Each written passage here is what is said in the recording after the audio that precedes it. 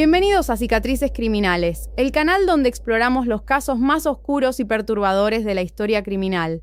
Soy Isabela y hoy les traigo una historia que aterrorizó a la Ciudad de México durante más de 16 años y que reveló los secretos más oscuros de una mujer que vivía una doble vida.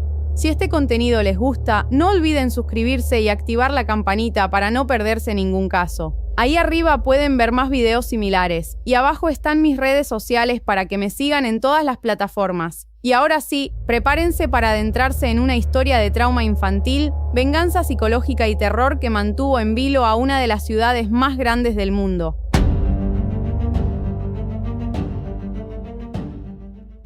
Imaginen por un momento ser una anciana de 80 años, viviendo sola en su departamento en la Ciudad de México. Un día, alguien toca su puerta. Es una mujer de mediana edad, vestida con uniforme médico, que dice ser enfermera del gobierno y que viene a revisar su presión arterial.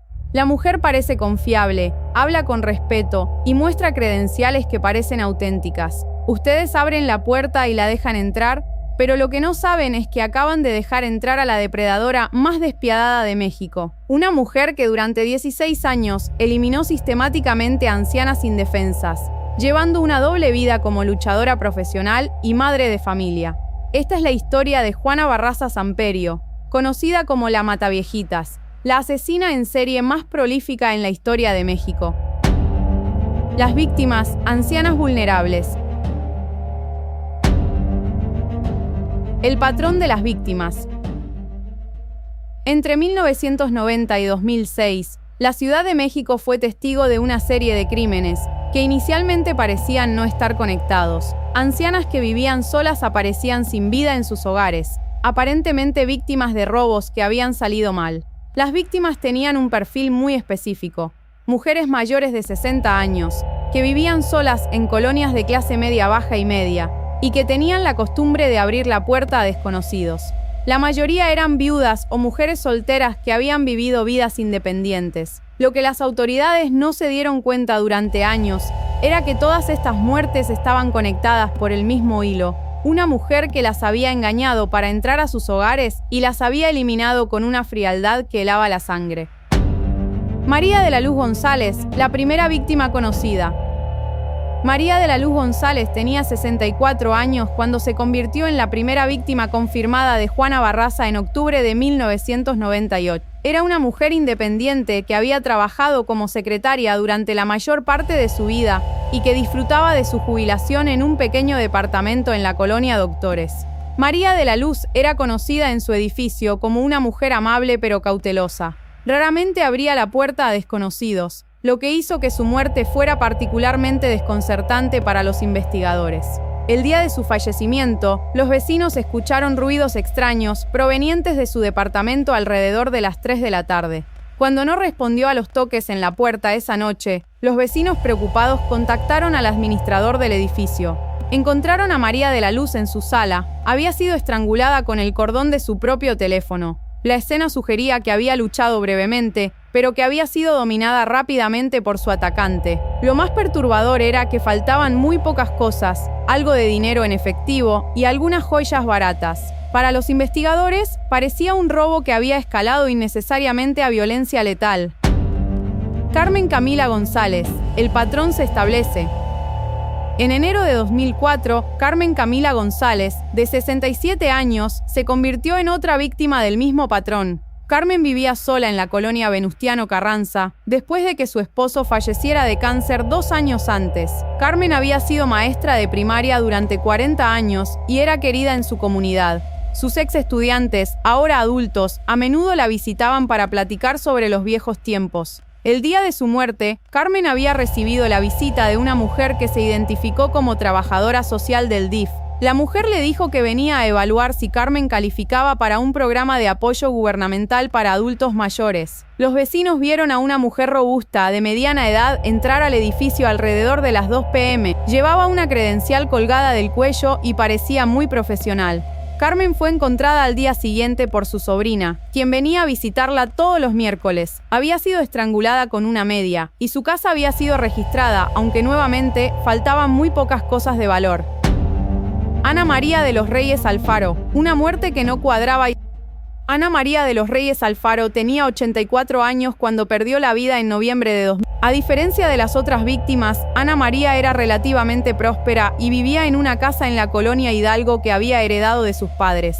Ana María había sido una mujer muy activa en su comunidad, participando en grupos religiosos y obras de caridad. Incluso a los 84 años, mantenía un jardín hermoso y recibía visitantes regularmente. El día de su fallecimiento, Ana María había contado a una vecina que esperaba la visita de una enfermera que venía a tomarle la presión arterial como parte de un programa de salud pública. «Qué bueno que el gobierno se preocupe por nosotros los viejitos», le había dicho Ana María a su vecina esa mañana. Ana María fue encontrada en su cocina, estrangulada con el cable de su licuadora. Su casa había sido registrada más meticulosamente que en los casos anteriores, y faltaban varios objetos de valor, incluyendo un reloj de oro que había pertenecido a su difunto esposo. Lo que perturbó a los investigadores fue que Ana María había sido una mujer extremadamente cautelosa. Tenía múltiples cerrojos en su puerta y nunca abría a desconocidos. El hecho de que hubiera dejado entrar a su atacante sugería que había creído completamente en la historia que le contaron. Emma Arredondo, la víctima que casi escapa.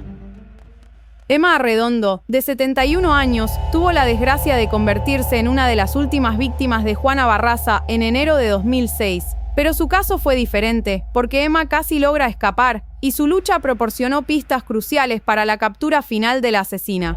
Emma había sido costurera toda su vida y tenía una pequeña clientela de mujeres del barrio que le llevaban ropa para arreglar. Vivía sola en un departamento en la colonia Moctezuma, pero mantenía contacto regular con sus hijos y nietos. El día del ataque, Emma había recibido la visita de una mujer que se presentó como inspectora de sanidad. La mujer le dijo que había reportes de problemas de plomería en el edificio y que necesitaba revisar las instalaciones de agua en su departamento. A diferencia de las víctimas anteriores, Emma sospechó algo cuando la mujer comenzó a hacerle preguntas personales sobre su familia y sus finanzas. Cuando la visitante comenzó a moverse por el departamento de manera sospechosa, Emma intentó dirigirse hacia la puerta. Fue entonces cuando Juana Barraza mostró su verdadera naturaleza. Atacó a Emma con una ferocidad brutal, pero Emma, a pesar de su edad, luchó valientemente. Los gritos de Emma alertaron a los vecinos, quienes comenzaron a golpear la puerta. Emma logró activar la alarma de emergencia que su hijo había instalado en su departamento, pero para cuando llegó la ayuda ya era demasiado tarde. Sin embargo, la lucha había durado lo suficiente para que varios vecinos vieran al atacante huyendo del edificio. Por primera vez, los investigadores tenían testigos presenciales, que podían proporcionar una descripción detallada de la sospechosa. El modus operandi, una depredadora perfecta. El arte del engaño. Lo que hacía tan efectiva a Juana Barraza era su capacidad para ganar la confianza de sus víctimas instantáneamente. Había perfeccionado el arte del engaño durante años, desarrollando múltiples personajes que usaba para acceder a los hogares de las ancianas. Su personaje más común era el de enfermera o trabajadora de salud pública. Juana tenía un conocimiento básico de términos médicos que había adquirido a través de trabajos previos en el sector salud, y sabía exactamente qué decir para sonar convincente. «Buenos días, señora. Vengo del centro de salud para hacerle su chequeo mensual de presión arterial», era una de sus frases más utilizadas. Llevaba siempre una bata blanca, un estetoscopio barato y credenciales falsas que había fabricado meticulosamente. Otro personaje frecuente era el de trabajadora social del DIF, Desarrollo Integral de la Familia. En este papel le decía a las ancianas que venía a evaluar si calificaban para programas de apoyo gubernamental. «Señora, vengo a informarle sobre los nuevos apoyos que el gobierno está dando a los adultos mayores. Solo necesito verificar algunos datos», era su introducción típica en este personaje. La psicología del ataque. Una vez dentro del hogar de la víctima, Juana seguía un patrón muy específico. Primero, pasaba varios minutos ganándose completamente la confianza de la anciana, haciéndola sentir cómoda y segura. Hablaba sobre la familia de la víctima, hacía comentarios sobre fotos familiares y expresaba admiración por la decoración del hogar. Esta fase podía durar entre 15 y 30 minutos, durante los cuales Juana evaluaba la casa, identificaba objetos de valor y se aseguraba de que no hubiera testigos. Luego, cuando la víctima estaba completamente relajada, Juana atacaba sin previo aviso. Usaba su fuerza física considerable para dominar rápidamente a las ancianas, que raramente podían ofrecer resistencia significativa. Su método preferido de eliminación era la estrangulación, usando objetos que encontraba en el hogar de la víctima: cables de electrodomésticos, medias, cordones de teléfono o cinturones. Esta elección no era aleatoria. Evitaba llevar armas que pudieran conectarla con los crímenes. El robo como cortina de humo. Después de eliminar a su víctima, Juana siempre registraba la casa de manera meticulosa pero selectiva. No robaba todo lo que tenía valor. En cambio, tomaba solo algunos objetos específicos que podía vender fácilmente sin levantar sospechas. Su preferencia era por joyas pequeñas, dinero en efectivo y electrodomésticos portátiles. Evitaba objetos grandes o únicos que pudieran ser rastreados fácilmente. Pero el robo nunca fue el motivo principal de Juana. Los objetos que tomaba raramente valían más de unos pocos cientos de pesos. El robo era más bien una cortina de humo para hacer que los crímenes parecieran motivados por el dinero en lugar de por el odio psicológico que realmente los impulsaba. La escalada de violencia. Con el tiempo, los ataques de Juana se volvieron más violentos y elaborados. En los casos más tardíos, no se conformaba solo con estrangular a sus víctimas, también las golpeaba y torturaba antes de eliminarlas. Los psicólogos forenses que posteriormente analizaron sus crímenes notaron que esta escalada era típica de asesinos seriales que están satisfaciendo necesidades psicológicas cada vez más complejas. En algunos casos, Juana parecía haber pasado horas en los hogares de sus víctimas después de eliminarlas, comiendo su comida, viendo televisión e incluso tomando baños. Este comportamiento sugería que los crímenes le proporcionaban una satisfacción psicológica profunda que iba mucho más allá del simple robo. La mujer detrás del monstruo. Juana Barraza. Una infancia de horror. Para entender los crímenes de Juana Barraza, es esencial conocer la pesadilla que fue su infancia. Juana nació el 27 de diciembre de 1957 en el pueblo de Epazoyucán, Hidalgo, en una familia marcada por la pobreza extrema y la disfunción. Su madre, Justa Samperio, era una mujer alcohólica que trabajaba como prostituta para mantener a sus hijos. Juana nunca conoció a su padre, y su madre raramente hablaba de él, excepto para culparlo de todos sus problemas. Desde muy pequeña, Juana fue testigo de la violencia y el abuso que caracterizaban su hogar. Su madre traía a hombres diferentes casi todas las noches, muchos de los cuales abusaban física y sexualmente de los niños cuando Justa estaba demasiado ebria para protegerlos. Pero lo peor estaba por venir. Cuando Juana tenía apenas 12 años, su madre hizo algo que la marcaría para el resto de su vida. La vendió a un hombre llamado José Lugo a cambio de 3 cervezas. El abuso que forjó un monstruo. José Lugo era un hombre de más de 40 años, con antecedentes de violencia doméstica. Cuando Justa le vendió a Juana, le dijo que la niña podía ser su esposa y que le daría muchos hijos. Durante los siguientes 4 años, Juana vivió un infierno indescriptible. José la violaba regularmente, la golpeaba cuando se resistía y la mantenía prácticamente prisionera en su casa. La trataba más como una esclava que como una esposa, obligándola a cocinar, limpiar y satisfacer todas sus necesidades. A los 13 años, Juana quedó embarazada por primera vez. José estaba contento porque quería un hijo varón que llevara su apellido. Pero cuando Juana dio a luz a una niña, José entró en una furia violenta. Golpeó tanto a Juana que casi la mata, y luego tomó a la bebé y la lanzó contra una pared. La bebé murió instantáneamente. Juana nunca se recuperó completamente de esta pérdida, y los psicólogos posteriormente identificarían este evento como el trauma que comenzó a transformar su personalidad.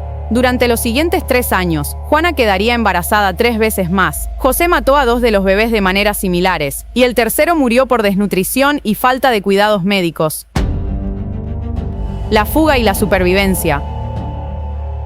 En 1973, cuando Juana tenía 16 años, finalmente logró escapar de José. Había estado planeando su fuga durante meses, ahorrando monedas que encontraba y memorizando las rutas de autobús hacia la Ciudad de México. Una noche, mientras José estaba ebrio, Juana tomó sus pocas pertenencias y huyó. Caminó durante horas hasta llegar a la carretera principal, donde logró abordar un autobús hacia la capital. Llegó a la Ciudad de México sin dinero, sin contactos y con un trauma psicológico profundo. Durante los primeros meses, vivió en las calles, durmiendo en parques y estaciones de autobús. Para sobrevivir, Juana comenzó a trabajar en lo que podía, limpiando casas, lavando ropa, vendiendo dulces en la calle. Pero la vida en las calles era brutal para una adolescente sola, y pronto se encontró en situaciones peligrosas con hombres que intentaron aprovecharse de ella. El descubrimiento de la lucha libre. En 1974, cuando tenía 17 años, Juana descubrió la lucha libre mexicana, un descubrimiento que cambiaría su vida de maneras que nunca habría imaginado. Había estado trabajando limpiando en una arena de lucha libre en la colonia obrera, cuando vio por primera vez a las luchadoras en acción. Quedó fascinada por la fuerza, el poder y el respeto que estas mujeres comandaban. Por primera vez en mi vida, vi a mujeres que no eran víctimas, diría Juana años después durante las sesiones psicológicas en prisión. Eran fuertes, poderosas, y los hombres las respetaban y las temían. Juana comenzó a entrenar en secreto, usando el equipo de la arena después de que cerrara. Tenía una constitución física naturalmente fuerte, debido a años de trabajo manual, y pronto desarrolló habilidades impresionantes. La Dama del Silencio. En 1977, Juana debutó profesionalmente como luchadora bajo el nombre de la Dama del Silencio. Eligió este nombre porque raramente hablaba durante las entrevistas, prefiriendo comunicarse a través de sus acciones en el ring. Como luchadora, Juana encontró una forma de canalizar su rabia y su trauma de manera socialmente aceptable. En el ring, podía ser violenta y dominante sin consecuencias legales. Podía lastimar a otros y ser aplaudida por ello. Su estilo de lucha era notablemente brutal. Prefería movimientos que causaran dolor real a sus oponentes, y a menudo tenía que ser separada por los árbitros porque se negaba a soltar las llaves de sometimiento. Las otras luchadoras la describían como una persona perturbada que parecía disfrutar genuinamente lastimando a otros. Pero en una industria donde la violencia era parte del espectáculo, su comportamiento no levantaba sospechas serias. La doble vida comienza. Durante los años 80, Juana logró construir una vida aparentemente normal. Se casó con un hombre llamado Miguel Quirós, tuvo 4 hijos que sobrevivieron hasta la edad adulta y mantenía una casa en la colonia Moctezuma. Para sus vecinos y conocidos, Juana era una madre trabajadora y una esposa dedicada. Trabajaba diversos empleos para mantener a su familia, vendía productos de belleza, limpiaba casas y ocasionalmente seguía luchando. Pero debajo de esta fachada de normalidad, algo oscuro estaba creciendo en la psique de Juana. Su resentimiento hacia las figuras maternas, que había comenzado con el abuso de su propia madre, se estaba transformando en algo más siniestro. Durante las sesiones de terapia familiar que tomó cuando sus hijos eran pequeños, varios psicólogos notaron que Juana tenía una hostilidad particular hacia las mujeres mayores. Pero en una época cuando la salud mental era menos comprendida, estas señales de advertencia fueron ignoradas. Los primeros impulsos homicidas.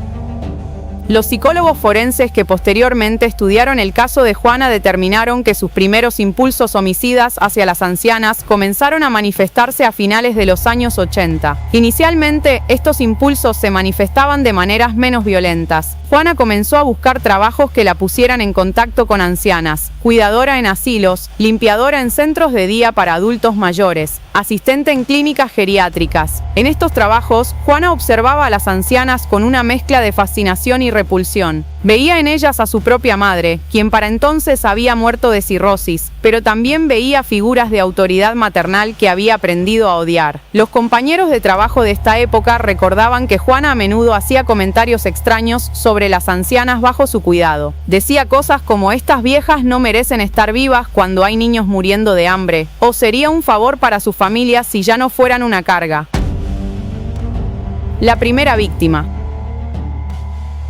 Los investigadores nunca pudieron determinar con certeza cuándo Juana cometió su primer asesinato, pero la evidencia sugiere que fue en Su primera víctima probable fue una anciana de 82 años llamada Esperanza Martínez, quien había empleado a Juana como cuidadora doméstica. Esperanza fue encontrada estrangulada en su casa en la colonia Doctores, y aunque el caso nunca fue oficialmente conectado con Juana, el patrón era idéntico a sus crímenes posteriores. Lo que es notable sobre este periodo es que Juana pudo mantener su doble vida durante 16 años sin que nadie sospechara. Para su familia era una madre y esposa normal que trabajaba duro para mantener el hogar. Para la comunidad de lucha libre, era una luchadora veterana respetada por su longevidad en el deporte. Pero en las horas entre estos dos mundos, Juana estaba cazando ancianas con una metodología y una frialdad que la convertirían en una de las asesinas seriales más prolíficas de México. La investigación, un rompecabezas mortal. Los primeros años, casos aislados. Durante los primeros años de los crímenes de Juana, las autoridades de la Ciudad de México no se dieron cuenta de que estaban lidiando con un asesino serial. Los casos parecían ser robos que habían escalado a violencia, un tipo de crimen desafortunadamente común en una ciudad de más de 20 millones de habitantes. Cada caso era investigado por diferentes delegaciones policíacas, y en los años 90 la comunicación entre las distintas unidades policíacas era limitada. No existía una base de datos centralizada que pudiera identificar patrones entre crímenes cometidos en diferentes partes de la ciudad. Además, los investigadores estaban influenciados por prejuicios sobre quién podía ser capaz de este tipo de crímenes. La mayoría asumía que el perpetrador era un hombre joven, posiblemente un drogadicto que robaba para financiar su adicción. La idea de que una mujer de mediana edad pudiera ser responsable de estos asesinatos brutales simplemente no entraba en el perfil criminal que los investigadores habían construido. El punto de inflexión. En 2003, la situación cambió cuando el número de asesinatos de ancianas en la Ciudad de México alcanzó niveles alarmantes. En un periodo de 6 meses, se registraron más de 20 casos con características similares, todos en un área geográfica relativamente pequeña. Fue entonces cuando el procurador Bernardo Batis decidió crear un grupo de trabajo especial para investigar lo que ya se estaba llamando en los medios la epidemia de crímenes contra ancianas. El grupo de trabajo, dirigido por el criminólogo Alfonso Navarrete, comenzó a analizar sistemáticamente todos los casos de asesinatos de ancianas registrados en los últimos 5 años. Lo que encontraron fue perturbador. Había un patrón claro que indicaba que un solo perpetrador era responsable de la mayoría de estos crímenes. El perfil criminal emerge. Usando técnicas de perfilado criminal que habían sido desarrolladas en Estados Unidos, el equipo de Navarrete comenzó a construir un perfil del asesino al que enfrentaban. Inicialmente, asumieron que el perpetrador era un hombre entre 25 y 35 años, posiblemente con entrenamiento médico o experiencia en cuidado de ancianos. Creían que tenía problemas con figuras de autoridad femeninas y que posiblemente había sido abusado por una mujer mayor en su infancia. Este perfil fue ampliamente difundido en los medios y la policía comenzó a buscar sospechosos masculinos que coincidieran con estas características. Sin embargo, había algo en la evidencia física que no cuadraba completamente con este perfil. Los forenses notaron que la fuerza utilizada en los asesinatos era considerable, pero el patrón de las lesiones sugería que el atacante tenía conocimiento específico sobre anatomía y puntos de presión que era más consistente con entrenamiento en artes marciales o deportes de combate. Los testigos contradictorios. A medida que la investigación progresaba, los investigadores comenzaron a recopilar testimonios de testigos que habían visto personas sospechosas cerca de las escenas de los crímenes. Lo desconcertante era que los testimonios eran consistentemente contradictorios en términos del género del sospechoso. Algunos testigos describían a un hombre joven y delgado, otros hablaban de un hombre mayor y corpulento, y algunos incluso mencionaban haber visto a una mujer robusta. Los investigadores inicialmente descartaron los testimonios sobre una mujer sospechosa, asumiendo que los testigos estaban confundidos o que habían visto a personas no relacionadas con los crímenes. Pero cuando el número de testigos que mencionaban a una mujer sospechosa siguió aumentando, algunos investigadores comenzaron a cuestionar si habían estado buscando al tipo de perpetrador equivocado. La primera pista real. El primer avance real en el caso llegó en 2004, cuando una vecina de una de las víctimas proporcionó una descripción detallada que cambiaría el curso de la investigación. La testigo María Elena Rodríguez había visto a una mujer robusta, de aproximadamente 45 años, vestida con uniforme de enfermera, saliendo del edificio donde vivía Carmen Camila González, minutos después del tiempo estimado de muerte. Lo que hizo que este testimonio fuera especialmente valioso era que María Elena era ella misma enfermera y había notado inmediatamente que el uniforme de la sospechosa no era auténtico. El uniforme estaba limpio, pero era viejo y mal ajustado, declaró María Elena, y llevaba zapatos deportivos en lugar de zapatos médicos apropiados. Ninguna enfermera profesional se vestiría así. Esta observación llevó a los investigadores a comenzar a buscar a alguien que estuviera usando uniformes médicos falsos para ganar acceso a los hogares de las víctimas. El patrón se clarifica.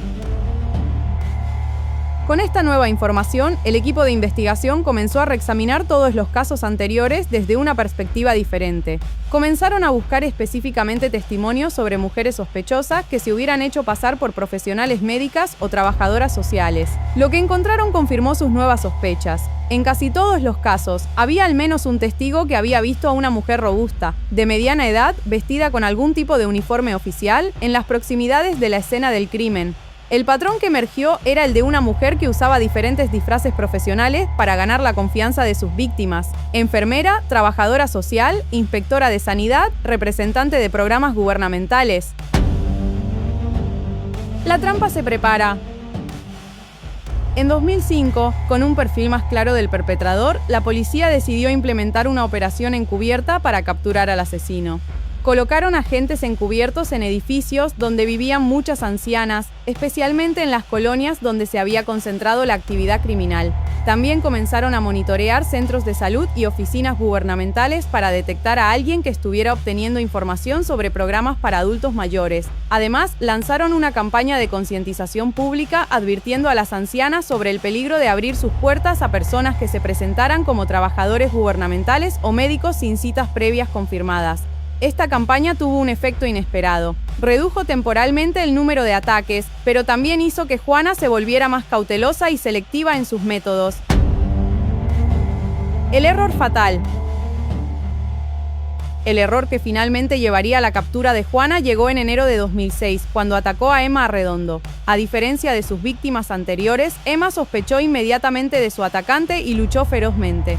Los gritos de Emma alertaron a varios vecinos, quienes no solo vieron a Juana huyendo del edificio, sino que también lograron obtener una descripción detallada de su apariencia física y su ropa. Más importante aún, uno de los testigos era un ex policía jubilado llamado Roberto Hernández, quien tenía experiencia en observación criminal. Roberto notó inmediatamente que la mujer que huía tenía la constitución física y los movimientos de alguien con entrenamiento en combate.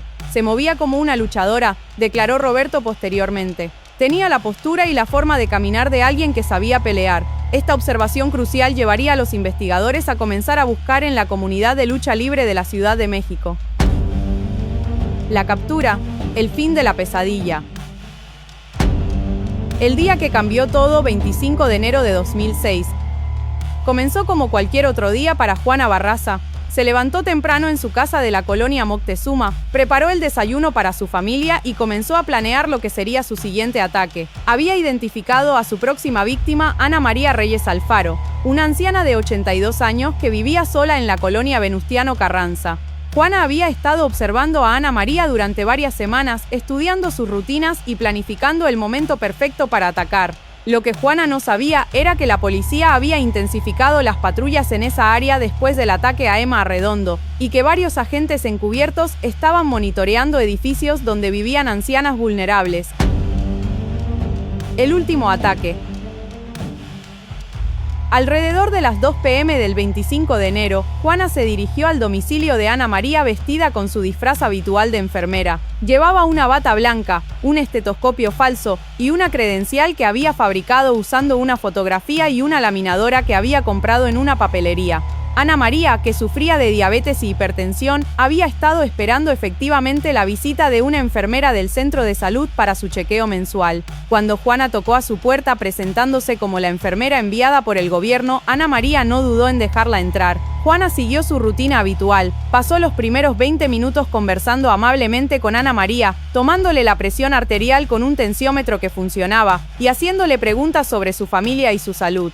Ana María, que estaba sola desde la muerte de su esposo 5 años antes, disfrutó de la compañía y la atención. Le mostró a Juana fotografías de sus nietos y le ofreció café y galletas. Pero cuando Ana María se dirigió a la cocina para preparar el café, Juana la atacó por la espalda. Usó un cable de la licuadora para estrangularla, aplicando toda su fuerza física hasta que Ana María dejó de moverse. La observación crucial.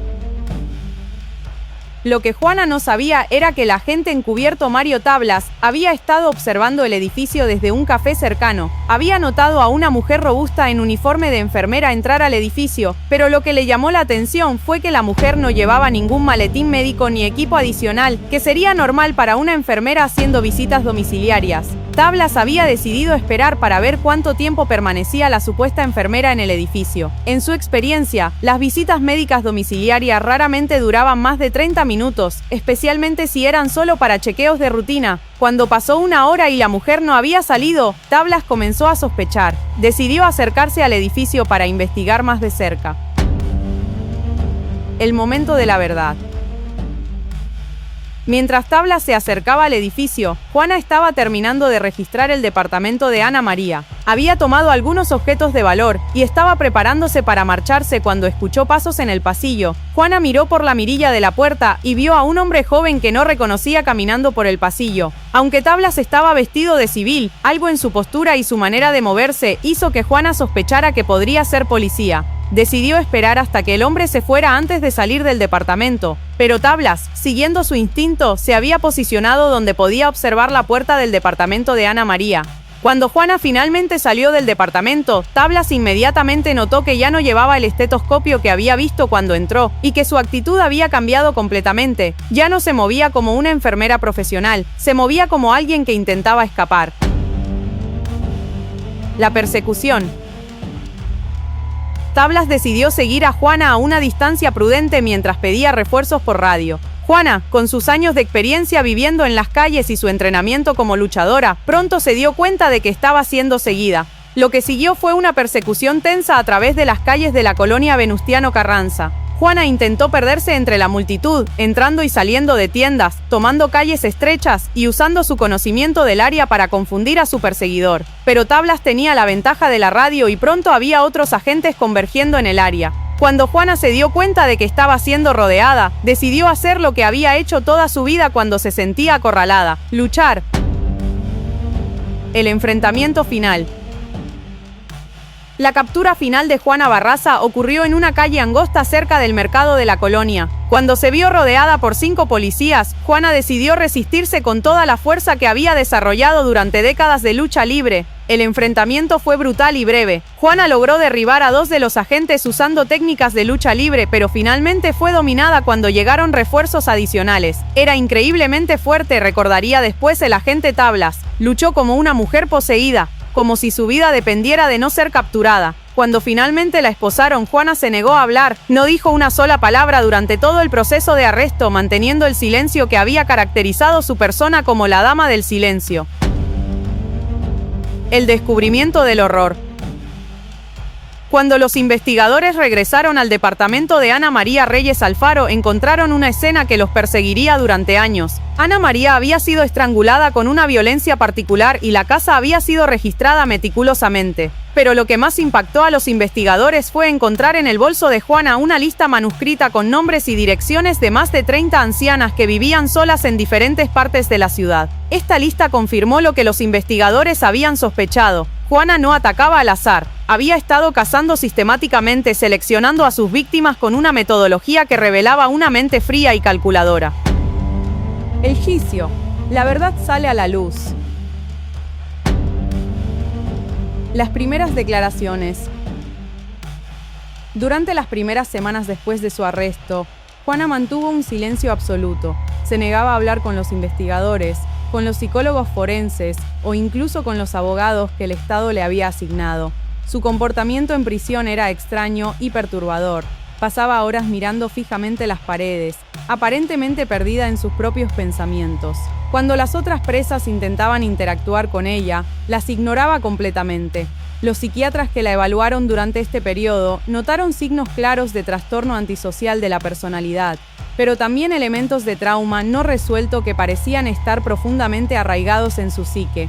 Fue hasta que los investigadores le mostraron evidencia de que habían conectado múltiples casos con ella que Juana finalmente comenzó a hablar. Las confesiones parciales. Cuando Juana finalmente decidió cooperar con la investigación, sus confesiones fueron parciales y a menudo contradictorias. Admitía algunos crímenes, pero negaba otros, incluso cuando la evidencia en su contra era abrumadora. Su estrategia parecía ser minimizar su culpabilidad, admitiendo solo los casos donde la evidencia era indiscutible, mientras negaba aquellos donde creía que podía mantener alguna duda razonable. Sí, eliminé algunas viejas, le dijo al fiscal encargado del caso, pero no a tantas como dicen. y tenían merecido lo que les pasó. Esta actitud de falta total de remordimiento chocó incluso a investigadores veteranos que habían visto todo tipo de criminales. El testimonio psicológico. Los psicólogos forenses que evaluaron a Juana proporcionaron un retrato devastador de una mujer que había sido completamente destruida por el trauma infantil y que había canalizado ese trauma en un odio homicida hacia las figuras maternas. El doctor Alfonso Quirós, el psicólogo principal asignado al caso, explicó que Juana veía a todas las ancianas como representaciones de su madre abusiva. En su mente distorsionada, estaba castigando a su madre una y otra vez a través de cada víctima. Juana nunca pudo procesar el trauma de haber sido vendida por su madre, explicó el doctor Quirós durante el juicio. En lugar de enfrentar ese dolor, lo transformó en rabia, y esa rabia encontró una salida a través de la violencia hacia mujeres que representaban la figura materna. El testimonio también reveló que Juana había desarrollado una personalidad disociativa que le permitía separar completamente su vida como madre y esposa de sus actividades como asesina serial. La evidencia abrumadora. Durante el juicio, la Fiscalía presentó evidencia que conectaba a Juana con 16 asesinatos confirmados y la identificaba como sospechosa en al menos 40 casos adicionales. La evidencia incluía testimonios de múltiples testigos que la habían visto cerca de las escenas de los crímenes, objetos robados de las víctimas encontrados en su casa, análisis forense que conectaba fibras de su ropa con las escenas de los crímenes, registros que mostraban que había estado en las áreas donde ocurrieron los asesinatos en los momentos aproximados de las muertes. Pero quizás la evidencia más devastadora fue el testimonio de sus propios hijos, quienes revelaron detalles sobre el comportamiento extraño de su madre que habían notado durante años. El testimonio de la familia.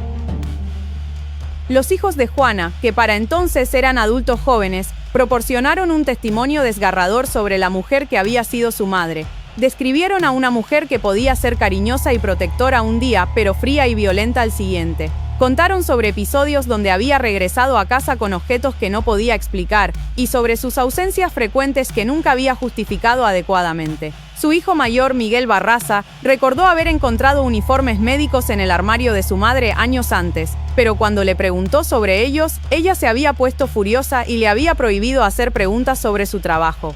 Sabíamos que algo estaba mal, declaró Miguel durante el juicio, pero nunca imaginamos que pudiera ser algo así. Para nosotros, era solo mamá. La defensa desesperada. Los abogados defensores de Juana intentaron varias estrategias para minimizar su culpabilidad. Primero argumentaron que había sido víctima de abuso infantil tan severo que no podía ser considerada completamente responsable de sus acciones. Luego intentaron argumentar que sufría de trastorno mental que la incapacitaba para distinguir entre el bien y el mal. Finalmente, trataron de argumentar que muchos de los asesinatos atribuidos a ella habían sido cometidos por imitadores que estaban copiando su modus operandi. Pero ninguna de estas estrategias fue efectiva contra la montaña de evidencia que la Fiscalía había acumulado. El veredicto final. El 31 de marzo de 2008, después de un juicio que duró casi 2 años, Juana Barraza fue declarada culpable de 16 cargos de asesinato en primer grado, 12 cargos de robo agravado y 1 cargo de robo agravado. El juez Mario Carrasco, al leer el veredicto, describió los crímenes de Juana como algunos de los actos más despreciables y calculados que ha visto este tribunal. Juana fue sentenciada a 759 años de prisión, una sentencia simbólica ya que en México la pena máxima efectiva es de 60 años. Sin embargo, la sentencia envió un mensaje claro sobre la gravedad de sus crímenes. Cuando se leyó la sentencia, Juana no mostró ninguna emoción. Permaneció sentada en silencio, con la misma expresión vacía que había mantenido durante todo el juicio. La vida en prisión, el final de la Dama del Silencio. Los primeros años. Los primeros años de Juana en prisión fueron marcados por un aislamiento casi total. Fue colocada en confinamiento solitario por su propia seguridad, ya que muchas de las otras presas la veían como un monstruo que había atacado a las abuelas de la comunidad. Durante este periodo, Juana mantuvo el mismo silencio que la había caracterizado durante su carrera criminal. Pasaba días enteros sin hablar con nadie, limitándose a las interacciones mínimas necesarias con los guardias y el personal médico. Los psicólogos de la prisión intentaron trabajar con ella, pero Juana se resistía a cualquier forma de terapia o rehabilitación. Parecía haber aceptado su destino y no mostraba interés en examinar sus acciones o buscar algún tipo de redención. La transformación gradual. Sin embargo, después de varios años en prisión, Juana comenzó a mostrar cambios graduales en su comportamiento. Comenzó a participar en programas educativos, aprendió a leer y escribir mejor y eventualmente comenzó a interactuar con otras presas. Este cambio coincidió con el comienzo de sesiones de terapia con la DRA Carmen Morales, una psicóloga especializada en trauma infantil que había trabajado con otros criminales violentos. Logró lo que otros profesionales no habían podido, hacer que Juana comenzara a examinar las conexiones entre su trauma infantil y sus crímenes posteriores. Las revelaciones tardías. Durante estas sesiones de terapia, Juana comenzó a revelar detalles sobre su infancia que no había compartido durante el juicio. Habló sobre el abuso sexual sistemático que había sufrido, sobre la muerte de sus bebés y sobre la rabia que había llevado dentro durante décadas. Pero lo más significativo fue cuando Juana finalmente admitió la conexión entre sus víctimas y su madre. Cada vez que veía a esas viejas, veía a mi madre, le dijo a la DRA Morales durante una sesión en 2012. Veía a la mujer que me vendió como si fuera un animal, y quería que pagara por lo que me hizo. Esta admisión fue el primer signo real de que Juana estaba comenzando a entender la psicología de sus propios crímenes. El remordimiento tardío. En 2015, casi 10 años después de su captura, Juana finalmente expresó remordimiento por sus acciones. En una carta dirigida a las familias de sus víctimas, escribió: «Sé que no hay palabras que puedan reparar el daño que causé. Sé que eliminé a madres, abuelas, mujeres que sus familias amaban. No puedo cambiar lo que hice, pero puedo decir que ahora entiendo que estaba mal». La carta fue controversial. Algunas familias de las víctimas la vieron como un intento manipulativo de obtener simpatía, mientras otras la consideraron como un primer paso hacia algún tipo de justicia emocional. La Juana de hoy. Hoy, a los 66 años, Juana Barraza permanece en prisión y permanecerá allí hasta su muerte. Ha desarrollado diabetes y problemas cardíacos que han requerido atención médica constante. Su rutina diaria incluye trabajo en el taller de costura de la prisión, donde hace uniformes para otras instituciones gubernamentales. También participa en un programa de alfabetización donde enseña a otras presas a leer y escribir. Las otras presas han llegado a aceptarla gradualmente, especialmente después de que comenzó a mostrar remordimiento genuino por sus acciones. Ya no es vista como el monstruo intocable que era cuando llegó, sino como una mujer anciana que cometió actos terribles pero que finalmente está enfrentando la realidad de sus acciones. Juana raramente recibe visitas. Sus hijos la visitaron ocasionalmente durante los primeros años, pero gradualmente las visitas se volvieron menos frecuentes. Su último visitante regular fue un sacerdote católico que trabajaba con presos violentos, pero incluso esas visitas cesaron cuando el sacerdote fue transferido a otra prisión. El legado de terror. El impacto en la sociedad mexicana. El caso de Juana Barraza tuvo un impacto profundo en la sociedad mexicana, particularmente en la manera como las personas mayores interactúan con desconocidos. Su reinado de terror cambió fundamentalmente la cultura de confianza que había existido en muchas comunidades. Antes de Juana, era común que las ancianas abrieran sus puertas a personas que se presentaban como trabajadores gubernamentales o profesionales médicos. Su caso creó una paranoia justificada que persiste hasta hoy. Los programas gubernamentales de salud tuvieron que cambiar completamente sus protocolos. Ahora requieren citas previas confirmadas, identificación oficial múltiple y a menudo involucran llamadas telefónicas de verificación antes de que cualquier trabajador pueda visitar a un adulto mayor en su hogar. Las reformas en el sistema de justicia. El caso también expuso serias deficiencias en el sistema de justicia criminal mexicano. La incapacidad de conectar los crímenes durante tantos años llevó a reformas importantes en la manera como las diferentes agencias policíacas comparten información. Se estableció una base de datos nacional de crímenes violentos que permite a los investigadores de diferentes estados y municipios compartir información sobre patrones criminales. Este sistema podría haber llevado a la captura de Juana años antes si hubiera existido durante los años 90. También se implementaron nuevos protocolos para el entrenamiento de investigadores en la identificación de asesinos seriales, incluyendo capacitación específica sobre cómo los prejuicios de género pueden afectar las investigaciones criminales. El estudio psicológico continuo. El caso de Juana continúa siendo estudiado por psicólogos forenses y criminólogos en todo el mundo. Su transformación de víctima de abuso infantil a asesina serial proporciona antecedentes importantes sobre cómo el trauma no tratado puede manifestarse en violencia extrema. Su caso es particularmente notable porque desafía muchos estereotipos sobre los asesinos seriales. Como mujer, como madre y como persona que mantuvo una fachada de normalidad durante décadas, Juana no encajaba en los perfiles típicos que los investigadores habían desarrollado. Los estudios de su caso han contribuido a una comprensión más matizada de cómo el género puede influir tanto en los métodos criminales como en la manera como los investigadores abordan los casos. Las víctimas recordadas. Aunque el caso de Juana recibe mucha atención, es importante recordar que sus verdaderas víctimas fueron las 16 o más ancianas que perdieron la vida a sus manos. Estas eran mujeres que habían vivido vidas completas, que habían criado familias y que merecían pasar sus años dorados en paz y seguridad. María de la Luz González, Carmen Camila González, Ana María de los Reyes Alfaro, Emma Arredondo y todas las otras víctimas eran más que simples estadísticas en la historia criminal de México.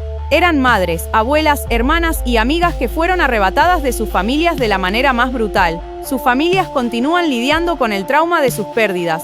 Muchas han formado grupos de apoyo para ayudarse mutuamente a procesar no solo el dolor de la pérdida, sino también la traición de haber confiado en alguien que resultó ser tan peligrosa. Reflexiones finales, lecciones de una pesadilla. La naturaleza del mal. El caso de Juana Barraza plantea preguntas fundamentales sobre la naturaleza del mal y la responsabilidad personal.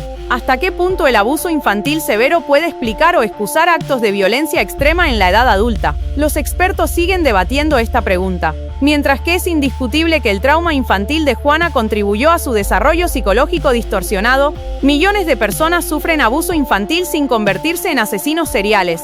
Lo que parece claro es que Juana tomó decisiones conscientes durante décadas de continuar lastimando a personas inocentes. Su capacidad para mantener una vida familiar normal mientras cometía estos crímenes sugiere que tenía control sobre sus acciones más de lo que inicialmente reclamó. El precio de la negligencia social. El caso también ilustra el precio que la sociedad paga cuando falla en proteger a sus miembros más vulnerables.